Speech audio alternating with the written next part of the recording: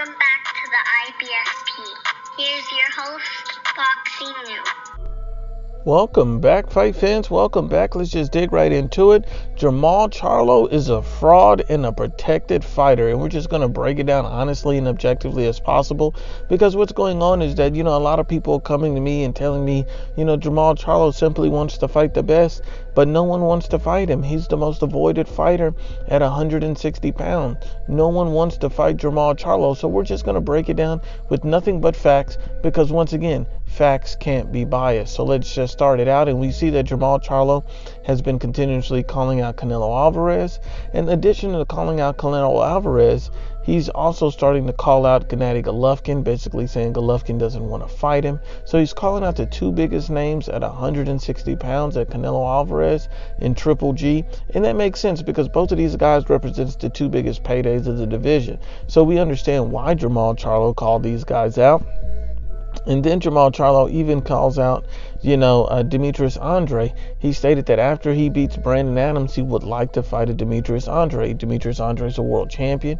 Demetrius Andre is at least a sizable payday for Jermall Charlo, so it makes a lot of sense why you would want a guy like Demetrius Andre. And it seems since he didn't get the Canelo fight, since he didn't get the Triple G fight, and since he didn't get the Andre fight, people would assume to think that, hey, Jermall Charlo, he's just not able to get these big fights. What's going on?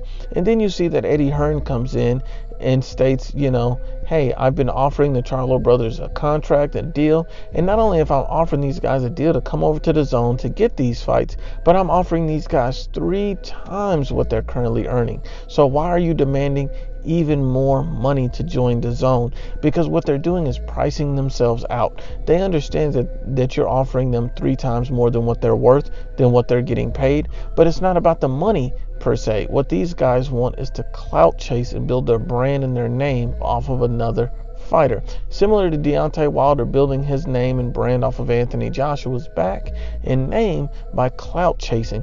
And that's what Jermall Charlo is doing, because he simply really doesn't want to fight the best. He just wants to call for the best. He wants to give the impression that he's avoided so he can build up his brand. Let's be honest and unbiased. You see, one proof of this, it shows that Danny Jacobs was calling out Jermall Charlo's rigorously after he beat Majasu Lecky, and you notice that Jermall Charlo didn't even respond, was not interested in it, and didn't even pay Danny Jacobs any type of attention. And a lot of people are going to say, well, these guys were on 2 different sides of the street. Well, not really, because Danny Jacobs is managed by Al Heyman and promoted by Eddie Hearn. So he has an Al Heyman connection, the same as Jermall Charlo. That fight could have been made. Jermall Charlo was simply not interested.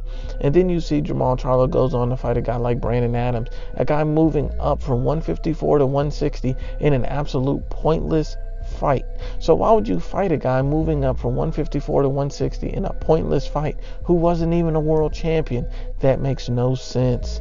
And then you see Jermall Charlo come out, and, he did an interview with the Boxing Voice and basically state, Demetrius Andre, I'd rather fight another champion. Andrade is nobody. And I find that very interesting, because he was just calling him out earlier, but when he sees that the fight has a real possibility of being made, he backs off of his word and states that, he wants to fight someone else. What does Andrade bring to the table? Who is Andrade?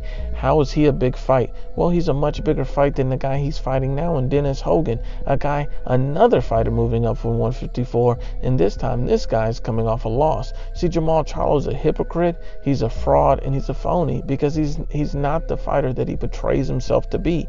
He's able to get the big fights. He's able to fight the Demetrius Andres. He's able to fight the Danny Jacobs. And if you beat those type of guys in unification fights or just big name fights, then you can see the Canelo fights and the Triple G fights happening. But the fact that Jermall Charlo won't even take those fights, even ones he's calling for, acting like he wants those fights, that's the problem, why he's fighting guys moving up in weight, so he can have a strategic advantage to cherry pick.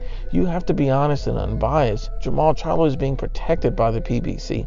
And then, what's interesting is, while everyone talks about Jermall Charlo having a hard time getting a big name fight or a brand recognition fight, Sergey Deverenchenko calls out Jermall Charlo because Triple G's not fighting Sergey Deverenchenko. And Jermall Charlo completely left that unanswered. Never even acknowledged that Sergey Deverenchenko was calling him out. And yet these guys are on the same side of the street. Both of these guys are PBC fighter. So we have to be honest and unbiased. Jermall Charlo is an absolute fraud. But once again, unbiased as always, it's the IBFP.